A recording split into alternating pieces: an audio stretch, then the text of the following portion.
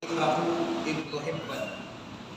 Abu Hurairah radhiyallahu anhu meriwayatkan bahwa Rasulullah bersabda, "Perbanyaklah mengingat yang menghilangkan kelezatan, yaitu al-maut, kematian." Perbanyaklah mengingat kematian, yaitu yang menghilangkan segala macam bentuk kelezatan. Kemudian Anas radhiyallahu anhu qala Rasulullah sallallahu la yatamannaina ahadukumul mauta li durri nazala bihi fa in kana la budda mutamanniyan falyaqul Allahumma ahyini ma kanatil hayatu khairan li wa tawaffini ma kanatil wafatul khairali mutafakun alaih. Anas radhiyallahu anhu berkata bahwa Rasulullah bersabda, janganlah seseorang menginginkan kematian. Janganlah seseorang menginginkan kematian di antara kalian karena musibah kesusahan yang menimpa dirinya sehingga dia merasa putus asa ingin mati. Maka kata Rasulullah, kalau memang rasa-rasa sudah parah, ya ada solusi disampaikan sama Nabi. Doanya, ya Allah, kalau memang kehidupanku ini bagus bagiku, selanjutnya maksudnya, ya hidupkan saya. Kalau memang kehidupanku ini tidak bagus selanjutnya, ya lebih baik matikan saya. Ini sebenarnya sudah paling pasrah sebenarnya. Sebenarnya seorang muslim jangan sampai demikian ya, karena setiap musibah itu sebenarnya tamu, ya kan begitu. Setiap musibah tamu.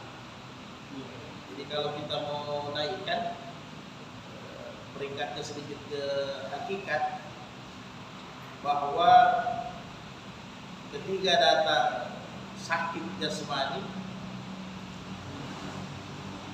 kalau para ulama itu jangan dulu.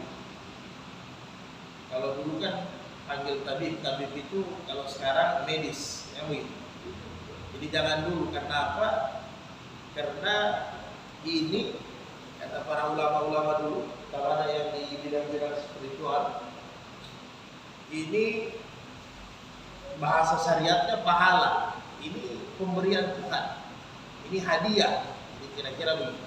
Nah, jadi sampai-sampai untuk berobat mereka pending dulu, karena berobat sebagaimana Nabi bilang, kalau penyakit ketemu obatnya pasti sembuh. Nah, yang mereka tidak inginkan kalau sembuh banyak keutamaan cepat hilang. Kan begitu, karena keutamaannya orang sakit ini kan luar biasa. Nah, hanya sekarang daya tahan lagi, kembalinya begitu ya, daya tahan lagi. Jadi jangan putus asa. Yang lebih parah kalau sampai karena kesusahan musibah tidak mampu menghadapi kehidupan yang luar biasa, akhirnya bunuh diri. Ini yang parah. Ini yang tidak bisa. Jadi dalam hadis lain, man qatala nafsahu bi syai'in fid dunya uziba bihi yaumal qiyamah. Hadis riwayat Bukhari. Jadi barang siapa yang bunuh diri dengan sesuatu di dunia ini, jadi bunuh diri kan rata-rata pakai sesuatu, racun, gantung diri, terjun di jurang, tembak kepala, begitu. Maka nanti di yaumil qiyamah dia diazab oleh Allah dengan alat yang dia pakai bunuh diri. Jadi jangan sampai gara-gara susah hidup, atau gara-gara tidak makan 5 hari bunuh diri. Kasih 8 hari mati sendiri. Jangan bunuh diri. Jadi kalau dalam surat An-Nisa Allah jelaskan di ayat 29, nanti bisa dilihat, wala taqtulu anfusakum innallaha kana bikum rahimah. Jadi janganlah kalian membunuh diri kalian, karena Allah itu sangat sayang sama kita. Kenapa kita tidak sayang sama kita punya diri? Allah sangat sayang kepada kita. Jadi jangan sampai bunuh diri. Sudah bunuh diri ya sudah fatal. An Jabir bin Samurah radhiyallahu anhu qala utiyan Nabi sallallahu alaihi wasallam bi rajulin qatala nafsahu. Jadi dibawa sama Nabi jenazah yang bunuh diri. Dibawa sama Nabi.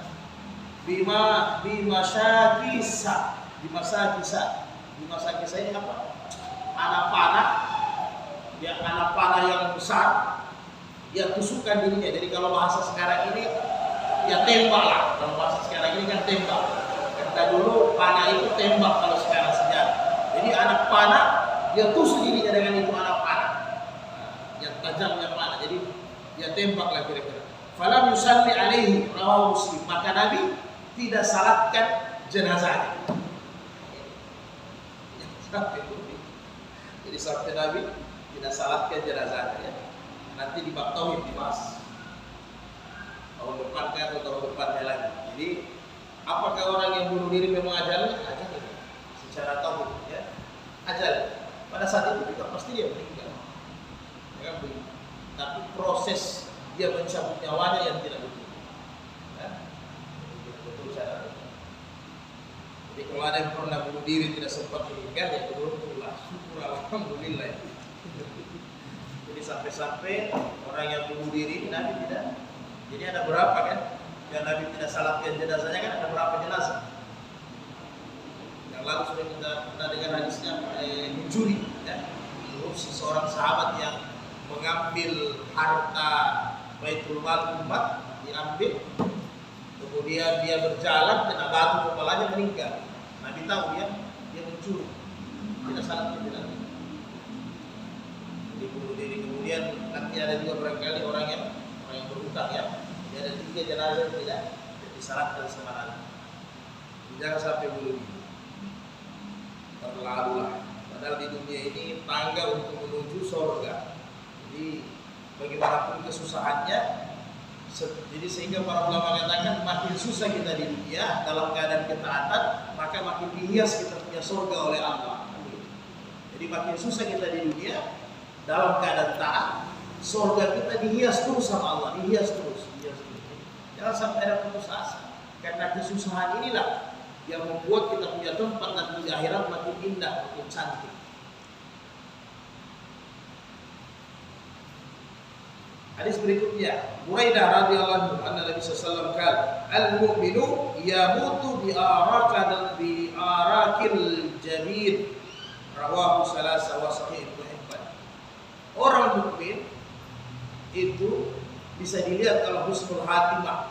Salah satu tanda-tandanya apa? Kata Rasul, bi arak al-arak, keringat. Jadi ini apa namanya? Jidat atau kening atau apa ya. Jadi di bagian tempat sujudnya itu biasanya berkeringat. Kalau mau detik-detik mau meninggal. Walaupun banyak penafsiran ulama tentang ini.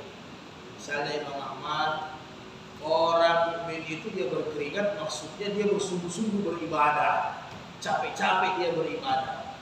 Nah, jadi bisa juga kita, tapi paling banyak jumhur ulama memang nanti orang saleh meninggalnya begitu bagus. Itu salah satu tanda meninggal orang saleh, di bagian kening nanti keluar biji-biji keringat yang bagus. Salah satu husnul khatimah selain kalimat thayyibah. Husnul khatimah di hadis-hadis lain kan Nabi sudah jelaskan. Biasanya banyak lubang-lubangnya mengeluarkan darah. Lain orang kecelakaan ya, atau kehausan yang luar biasa. Jadi salah satu tanda nanti kalau kita hadapi orang yang nazak, orang yang sakarat, sambil kita talqinkan, ya nanti dilihat saja kondisi orang-orang yang bekas sujud itu, enak keringat, ya, keringat. Di hadis berikutnya Abi Sa'id dan Abi Hurairah radhiyallahu anhu qala Rasulullah lakinnu mautakum la ilaha illallah, rawahu Muslim. Jadi kalau ada orang yang mau meninggal di antara kalian kata Nabi, dampingi dia, iringi dia dengan talqin, dengan tahlil minimal la ilaha illallah. Iringi. Jadi kalau ada yang meninggal, jangan sibuk panggil notaris. Jadi talqinkan dia. Jadi yang lalu kita sudah bahas bagaimana cara menalqinkan, ya jangan didesak. Orang yang sakarat ya, la ilaha illallah, la ilaha illallah. La ilaha illallah. Stop dulu. Berapa menit kemudian baru lanjut la ilaha illallah. Baru diganti lagi, dekati lagi dia, bisikkan di telinganya boleh. La ilaha illallah. Jadi jangan la ilaha illallah, la ilaha illallah, jangan didesak dia. Karena kata Nabi dalam hadis-hadis lain, orang yang maza itu dalam keadaan mencari. Dia mau cari mana amalnya dulu. Memang pasti akan ketemu. Nanti akan ketemu, dia akan ketemu. Karena orang yang mau meninggal itu kan banyak pilihan-pilihan yang di kepala kita. Saya juga kita hanya membaca, saya juga belum pernah mati kan. Hanya begitu, godaan itu banyak. Nanti dia akan cari sebagaimana ibadahnya, bagusnya amal solehnya di dunia, dia akan cari nanti. Ya. Jadi kalau dalam ayat, innal ladzina istaqamu tatanazzalu alaihimul malaikatu alla ta'afu wa la tahzanu. Para ahli tafsir mengatakan ketika nanti pencarian itu dibantu nanti dengan malaikat. Kalau sudah datang malaikat yang membisikkan, la ta'afu wa la tahzan, jangan takut, jangan takut, jangan ragu, jangan bersedih. Berarti sudah ketemu itu barang. Kalau orang tua bilang sudah ketemu itu barang. Jadi kalau dalam tasawuf, karena selama ini kalau kita tidak padukan rohani dengan jasmani kita dalam zikir, dalam salat, dalam baca Quran, dalam semua ibadah tidak berbarengan. Maksudnya apa berbarengan? Begini maksud saya. Kita salat secara syariat, secara fikih, angkat takbiratul ihram awal sampai akhir salat. Itu salat secara fikih. Kita takbiratul ihram sampai salat, ada tasyahud, ada salawat, itu syariat. Tetapi bagaimana yang disebut dengan salat bagi kita yang sudah istiqamah, yang sudah tadi, innal lil muttaqina mafazah, kan begitu. Jadi bagaimana orang beriman ini bisa dapat meraih kemenangan? Sakanun lahum, salat ini bukan dilihat dari hanya aspek fikihnya ya, tapi salat ini kita lihat dalam bentuk mensucikan jiwa, mententeramkan hati. Sakanun lahum. Jadi dengan salat itu hati kita tentram, jiwa kita tentram. Jadi kalau bahasa mudahnya begini, apakah salat kita ini sudah menjadi kebutuhan atau salat kita hanya menjadi perintah, kewajiban? Karena kalau kewajiban ada beban, kan begitu ya. Kalau kewajiban ada beban, kalau dia sudah kebutuhan berarti sudah bersama diri kita itu supaya, kan begitu. Nah, jadi begini juga amal-amal yang lain. Amal-amal yang lain ini nantinya akan datang dalam keadaan sakarat. Kalau amalan itu ada isinya. Jadi kalau amalan itu tidak ada isinya, ya memang agak susah. Setengah mati. Jadi bagaimana orang yang tidak sembahyang sama sekali? Secara fikih dia tidak sembahyang, sudah jelas susah dia dapatnya. Dia tidak akan dapat itu nanti. Nah, jadi begitulah rasakan. Makanya pentingnya. Jadi sebenarnya jumhur ulama mengatakan la ilaha illallah yang kita tahlilkan kepada orang yang mau meninggal ataupun orang yang sudah meninggal, ini tidak memindahkan tempatnya di surga atau di neraka. Ini jumhur ulama, semua mazhab. Ini hanya memudahkan keluarnya ini roh. Jadi memudahkan keluarnya roh saja. Jadi bukan untuk merubah tempatnya dari surga ke neraka. Tidak bisa dirubah. La taziru waziratun wizra ukhra. Seseorang itu bertanggung jawab dengan dirinya sendiri, dari kemudian dengan amalnya, bukan bertanggung jawab dengan orang. Tetapi Nabi bilang tahlilkan dia supaya itu roh keluar dari jasadnya bagus. Kan banyak orang yang setengah mati kan?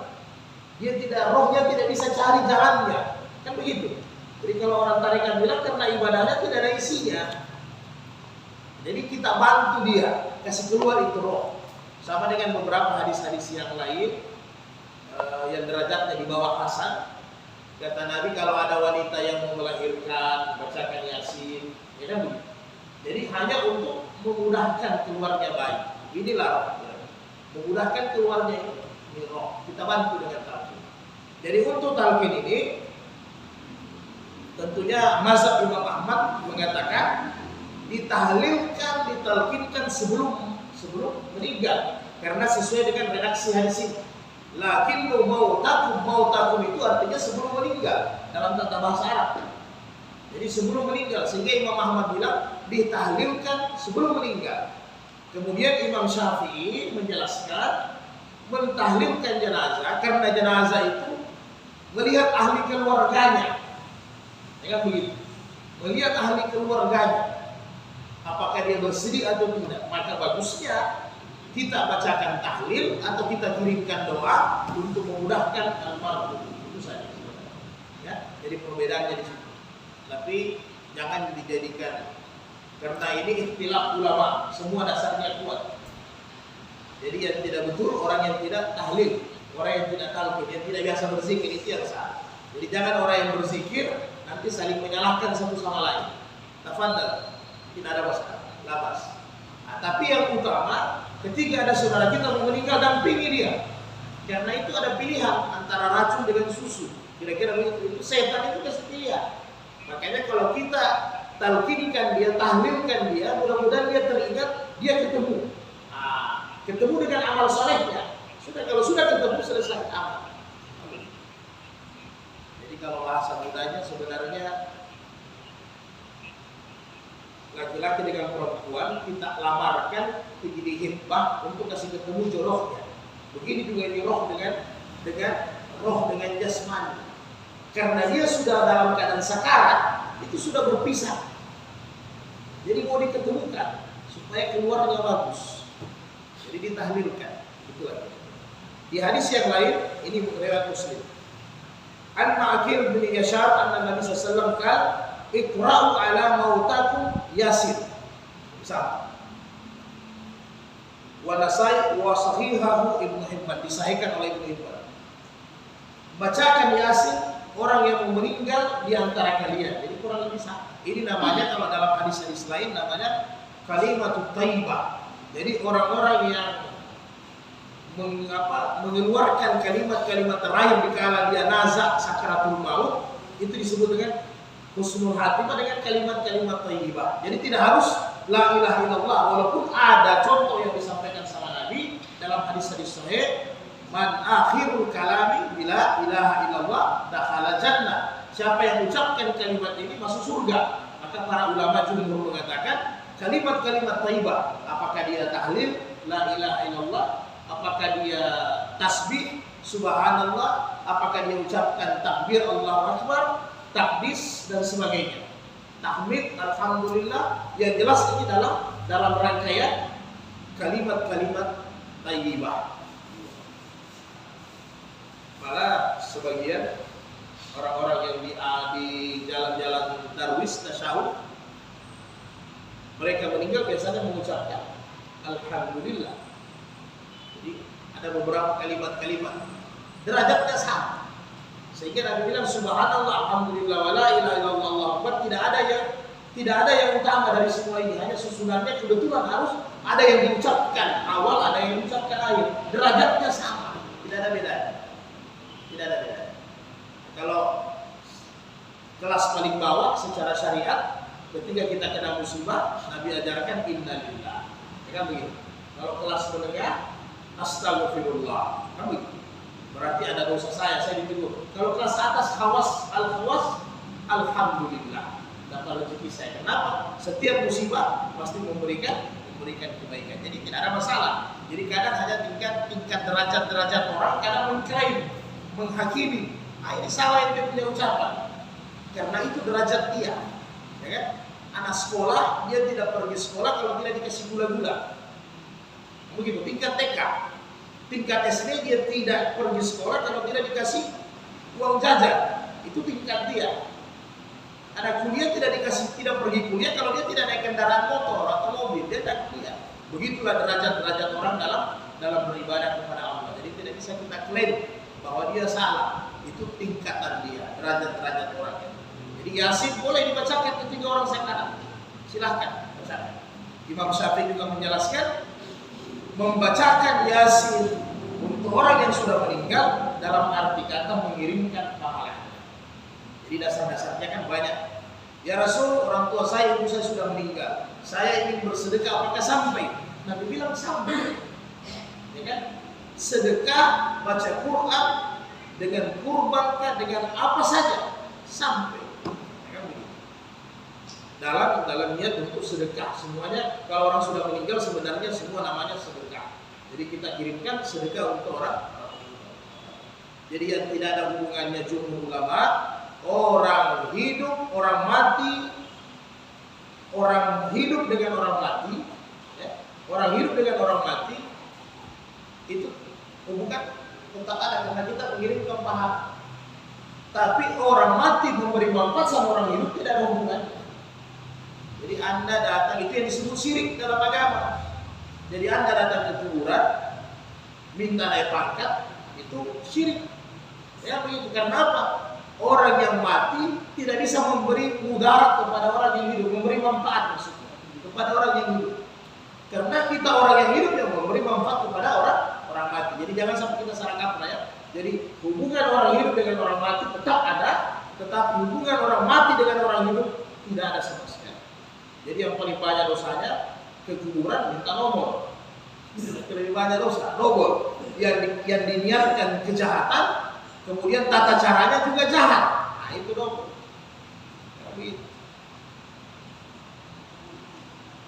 Jadi boleh baca Yasin silakan. Jadi ingat, baca Yasin kepada orang yang sudah meninggal untuk mengirimkan sedekah pahalanya. Tapi baca Yasin atau talqin tahlil untuk orang yang belum meninggal itu untuk mengeluarkan rohnya supaya kita bantu dia ketemukan jodohnya, rohnya dengan jasadnya harus ketemu supaya keluar dengan bagus itu roh. Oke? Jadi kita bantu dia karena tidak semua orang mandiri. Dan semua orang mandiri dengan amalnya. Dan jangan nanti kita menyangka ketika nazar kita ucap ini la ilaha illallah seperti kita dalam keadaan sehat hidup. Tidak. Tidak demikian. Nanti bisa dilihat itu tiba-tiba tato di batu, tato di pintu, itu saja kelihatan. Apa yang keluar? 3 bulan atau apa? Ya, itu belum sakarat. Belum sakarat. Walaupun Nabi sudah ajarkan, innalillah belum tentu. Karena itu refleks. Apalagi dalam keadaan nazar, ingatan ini sudah hilang semua bisa. Jadi tidak gampang. Jadi yang berbicara itu adalah amal soleh kita di dunia ini. Itu yang takallaf. Bukan dalam ayasin kan? Di mana al-yawma nahtimu ala afwahihim, tertutup mulut dan bisa bicara. Amal soleh kita yang nanti yang akan bersaksi di hari kemudian. Kemudian Ummu Salamah radhiyallahu anha, nanti kalau masih ada urusan Yasin apa semua ini nanti kita bahas.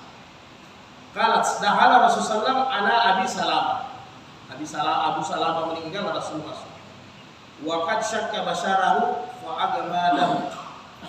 Matanya Abu Salamah ketika sudah meninggal, jadi daun itu lumrah. Pas Rasul masuk sama sahabat Abu Salamah, matanya masih terbuka menghadap ke atas.